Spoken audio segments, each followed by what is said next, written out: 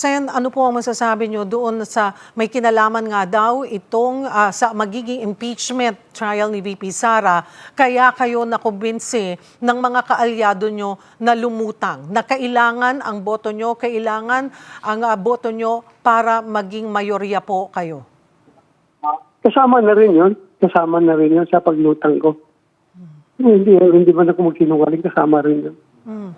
Nasaan po ba kayo? Saan kayo namalagi? Paano? Saan kayo nagtago? Na noong sa mga nakalipas na 6 na buwan? Na-curious po ang taong bayan.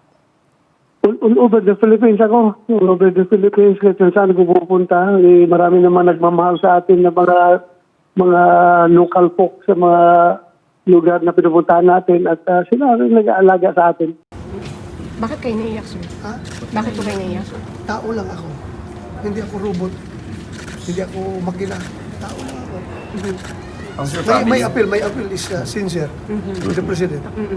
And what do you feel, sir? Sabi mo kanina kung nararamdaman lang ng Pangulo ang nararamdaman mo. How would you describe how you feel, sir? Very low. The lowest point of my life. Ikaw ba naman? Nagtrabaho ka ng gusto nga? I have said. Yung aking servisyo talaga. Yung ideals ng PMA, courage, integrity, and loyalty, isinasabuhay ko yan. Lahat ginawa ko. Tapos, ngayon, ganito mangyari sa akin. Sir, ano exactly ang gusto, sorry, ano pong gusto niyong gawin ng Pangulo exactly, sir, at this point in time? Huwag niya akong ipadala sa dahil. Yun lang naman. Kahit sa court dito sa Pilipinas, pareho tayong Pilipino, Mr. President. Pareho tayong Pilipino, kung pwede lang. Kung meron akong pananagutan ko dito sa ating local court. Huwag doon sa Banyaga. Huwag doon. Yun ang pag-appeal ko sa kanya. Natatakot ba kayo, sir?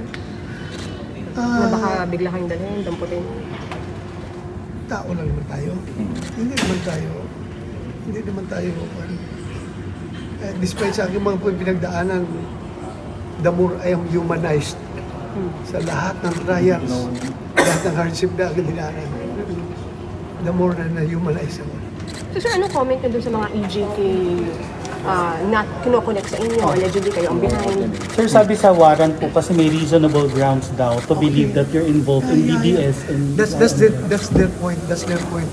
May point naman rin tayo. Ikaw ba, do you think may napatay akong tao sa EJK? Ha?